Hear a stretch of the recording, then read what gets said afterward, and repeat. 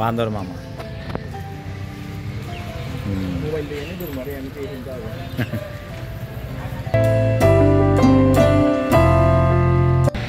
আজকের যাত্রা হচ্ছে আমাদের, যে আমার বন্ধু সাইকেল স্টার্ট করছে। আমরা আজকে যাব সাতছড়ি জাতীয় উদ্যানে। এটা আমাদের পড়ছে চুনারুঘাট, চুনারুঘাট সাতছড়ি। দেখা যাক কি সৌন্দর্য দেখা যায়, যেহেতু শুকনার মৌসুম। প্রথমে আমাদেরকে যেতে হবে চুনারুঘাটে। শ্রীমঙ্গল থেকে বের হয়ে আমরা চলছি চুনারুঘাটের পথে। রোদ উজ্জ্বল একটা দিন, খুব সুন্দর। শুক্রবার জুম্মার পর আমরা রওনা দিলাম চুনারুঘাট সাতছড়ির উদ্যানে। তো এখানে আমাদের শ্রীমঙ্গলের দৃশ্যগুলা প্রথমে পড়বে, যেহেতু ঢাকা থেকে কেউ আমাদের শ্রীমঙ্গলে প্রবেশ করলে আর বেরিয়ে গেলে এই দৃশ্যগুলো চোখে পড়বেই। তো সেগুলো দেখতে দেখতে আমরা এগিয়ে যাই। সত্যি দিনটা খুব ভালো। তো পথে যে জিনিসটা আপনারা দেখতে পাবেন সেই জিনিসটা আসলে মিস করবেন না। কেউ যদি কখনো শ্রীমঙ্গল আসেন বা শ্রীমঙ্গল থেকে বেরিয়ে যাওয়ার সময় অবশ্যই এই জিনিসটা দেখবেন আশা করি। ঢাকা থেকে বেরিয়ে যাওয়ার সময়, শ্রীমঙ্গলে প্রবেশ করার সময় বা শ্রীমঙ্গল থেকে ঢাকাতে বেরিয়ে যাওয়ার সময় আপনি সুন্দর চাকরনাটা দেখতে পাবেন। চাকরনানা এখানে আপনাকে স্বাগত জানাতে একটি লেখা হয়েছিল। তো সবাইকে ওয়েলকাম জানানোর পর আমি আবার রওনা দিয়ে দিলাম শ্রীমঙ্গল থেকে চুনারুঘাটের। এইরকম একটা জায়গা দেখলে আসলে গাড়ি দাঁড় করাতেই হবে, কারণ এই জায়গাটা আমি চোখে দেখছি আর ভিডিও করছি আপনাদের জন্য। চোখে দেখা যায় আসলে কি শান্তি, প্রকৃতি এত সুন্দর। এই শুকনো মৌসুমেও সবুজে ঘেরা একটা প্রকৃতি। শ্রীমঙ্গল থেকে চুনারুঘাট বেশি দূরে নয়, তাই অল্প কিছুক্ষণের মধ্যে আমরা চুনারুঘাটের এরিয়ায় প্রবেশ করে ফেললাম। ডান পাশে রেল লাইন আর বাঁ পাশে সড়ক ধরে আমরা চুনারুঘাটের প্রায় কাছাকাছি চলে এসেছি। তো আমরা প্রথমে যাব চুনারুঘাট বাজারে। তো বাজারে যেতে রাস্তাটা খুবই সুন্দর, খারাপ না। এটা আসলে আমাদের শ্রীমঙ্গল থেকে চুনারুঘাট যাওয়ার একটা শর্টকাট রাস্তা। এখন যে বৃষ্টি দেখতে পাচ্ছেন এটা হচ্ছে বেইলি ব্রিজ, আর এখানে যে নদীটি আছে সেটির নাম খোয়াই নদী। তো এখন বর্ষাকাল নয়, তাই খোয়াই নদী গাং হয়ে গেছে, দুপাশ চেকন হয়ে গেছে। সমস্যা নেই, আবার যখন বর্ষাকাল হবে তখন এই নদী আবার উতলে উঠবে।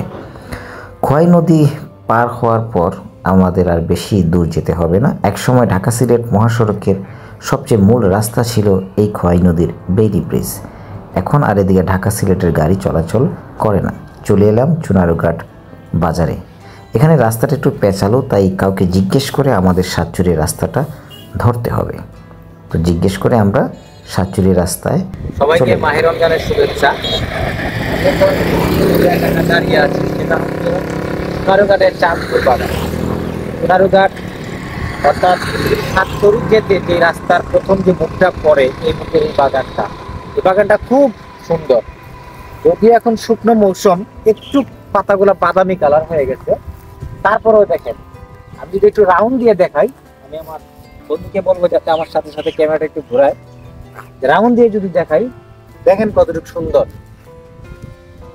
আমার এই চুনারুঘাট প্রথম আসা, এর আগে আমি এখানে আসি নাই। যদি আগে জানতাম তাহলে অনেক আগেই চলে আসতাম।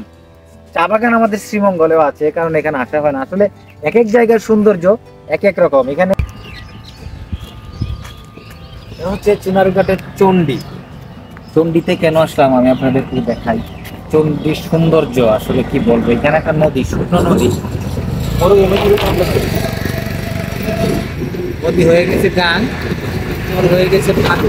পেছনে যে পাহাড়টা দেখতে পাচ্ছেন সেটা হচ্ছে চণ্ডী পাহাড়। আমরা সাতছড়ি উদ্যানে প্রবেশ করে ফেলেছি। পাহাড়টা দেখে কষ্ট লাগলো আসলে, পাহাড়টা কেটে এই প্রাকৃতির ভারসাম্যটা নষ্ট করে দিল। যাই হোক, এটা এখানকার মানুষজন ভালো বোঝে। এটা তো আর আসলে কারো নির্দেশনা ছাড়া কাটা হয় নাই, উনি ভালো মনে করছেন কাটছেন। তো আমরা যতটুকু জানি পাহাড় ভূমিকে আঁকড়ে ধরে রাখে, পাহাড় যদি কেউ কাটে তাহলে ভূমিটা ধসে যায়। তারপরও আমার যতটুকু মন্তব্য আমি করলাম, বাকিটা আপনাদের ইচ্ছা। জায়গাটা খুব সুন্দর। এটা হচ্ছে চণ্ডী। উদ্যানের সম্মুখে এরকম ছোটোখাটো কিছু স্টল আছে যেগুলো অনেক সুন্দর। প্রাকৃতিক দৃশ্যের সাথে এই ছোটো চায়ের দোকানগুলো খুব ভালো লাগে আমার। আসলে এখানে চা আজকে খাওয়া যাবে না, যেহেতু রমজান মাস। চলে এলাম সাতছড়ি জাতীয় উদ্যান, ন্যাশনাল পার্ক প্রবেশ মুখ। ভিতরে আরো গভীর, এটা বন্য প্রাণীর অভয়াশ্রম। জায়গাটা খুবই নীরব। আরে এখানে দিকে একটা কত সুন্দর সিঁড়ি, সুন্দর সিঁড়িটা দেখাও।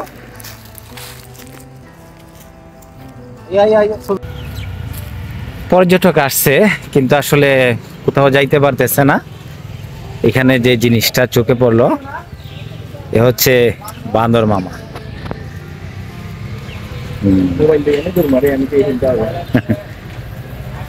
একটা মসজিদ দেখলাম উদ্যানের সামনে, খুবই সুন্দর। আমরা এখানে আসরের নামাজ আদায় করেছি। পরিবেশটা আসলেই অনেক নৈসর্গিক। চমৎকার একটা রাস্তা।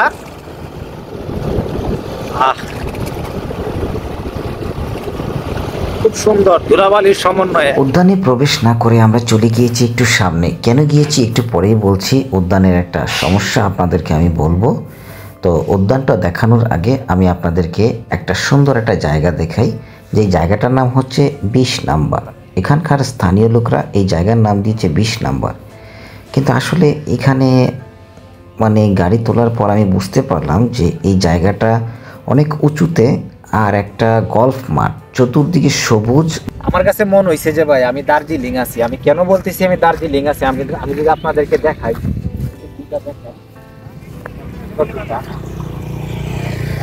শত শত মানুষ এখানে যাইতেছে। এই জায়গাটা এখন ওই জায়গাটা জানি না, এখানে গেলে বুঝতে পারবো এখানে আসলে কি আছে। যাওয়া যাক, এখানে গিয়ে দেখি কি আছে। তো সময় নষ্ট না করে আরেকটু উঁচুতে উঠতে লাগলাম। আর চতুর্দিকের পরিবেশটা আসলে কি বলবো। যাই হোক, মোবাইল ক্যামেরায় আসলে সম্পূর্ণ ধরা যায় না। একটা ড্রোন হলে বোঝাতে পারতাম যে আসলে এই জায়গাটা কতটুকু সুন্দর। না হলে কি আর এত মানুষ এখানে আসে? বুঝতেই পারছেন মানুষের জনসংখ্যা, কত ভিড়। জায়গাটা নিশ্চয়ই সুন্দর, বিদায় তারা এখানে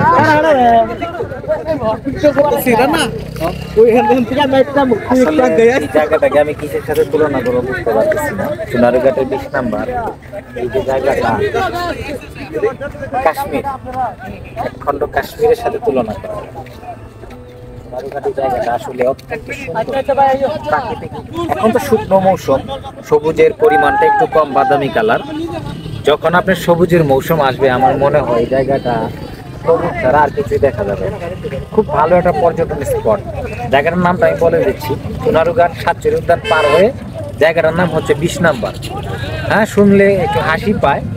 যে কেউকে জিজ্ঞেস করবেন এই জায়গাটার নাম 20 নাম্বার। এখন বলি কেন উদ্যানে যাইনি। খুবই দুঃখিত, আমরা সাতচুরি এসেছি কিন্তু প্রবেশ করতে পারবো না, বন্ধ। এই যে আপনারা দেখতে পাচ্ছেন এখানে এই যে জিনিসটা,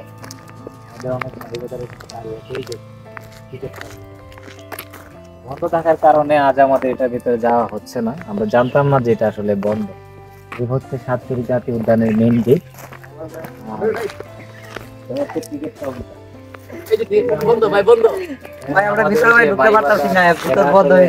ঢুকতে পারি না,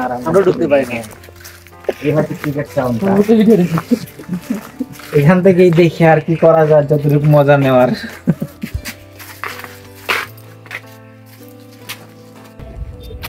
সুপ্রিয় দর্শক, আজকের ভ্রমণ গল্পটা এই চুনারুঘাট সাতচুরি উদ্যানের সামনে 20 নাম্বার পর্যন্তই শেষ। আপনারা যদি ভালোবাসা দেন, যদি কখনো সময় পাই, সামনে আবার কোনো নতুন জায়গা নিয়ে আমি হাজির হব। আজকের ভ্রমণ গল্পটা আমার এই চুনারুঘাট পর্যন্তই ব্যক্ত করলাম। যদি ভিডিওটা ভালো লাগে তাহলে আমার ভিডিওতে লাইক দেন, আর না দেন আমার চ্যানেলটা একটু সাবস্ক্রাইব করবেন। তাহলে নতুন ভিডিও যদি আসে তাহলে আপনার চ্যানেলে অটোমেটিকলি চলে যাবে। ভিডিওটা দেখার জন্য ধন্যবাদ। সালাম আলাইকুম।